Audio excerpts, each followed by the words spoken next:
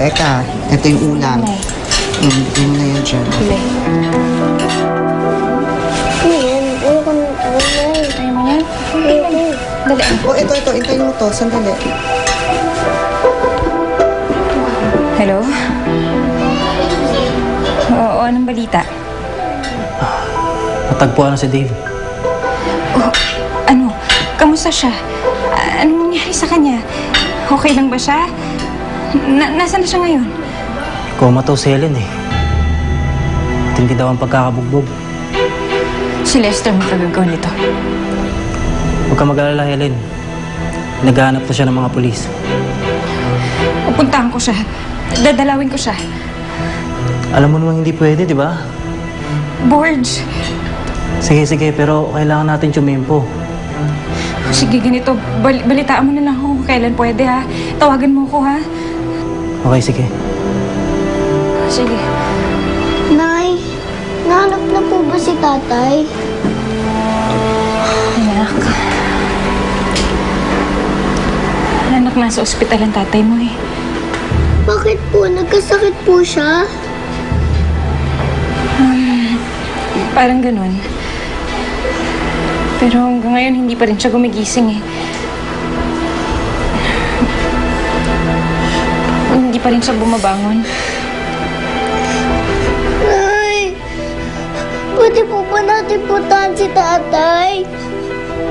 Ako po ang gigising sa kanya. Siguro po pag narinig niya ang boses ko, babangon na po siya.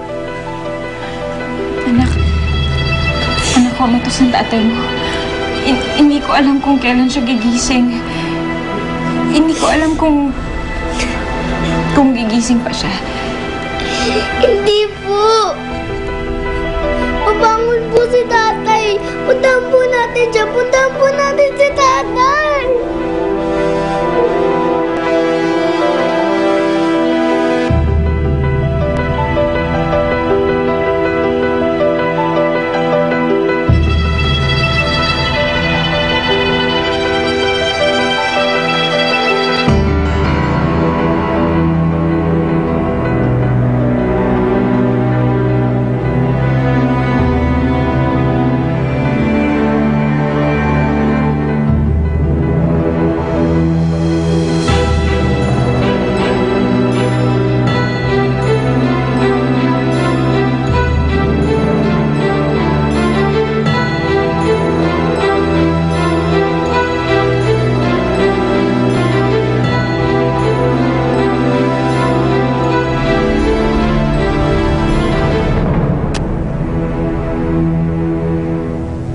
Nandiyan na ba yung assistant mo si Johnny?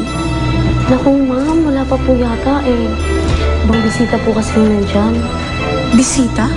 Pag nakita ko yung bata, tiba-tiba tayo. Saka na tayo magpakalayo-layo. Pero hindi natin siya dapat pagkatiwalaan. Kailangan lang bawasan natin ang mga taong kumakalaban sa atin. Pag naibigay ko na yung bata kay Cecil, para na rin ako nakaganti kay Helen. Kailan mo naman ipaglalaban yung pagmamahal mo sa kanya? Ayoko mo nang isipin yun sa ngayon. Gusto ko munang hanapin ang pamilya ko. Hindi ko man alam kung saan nahanapin yan eh. Mabuti pa, hanapin mo yung kapatid ni Helen, si Paula. Doon ka magtanong.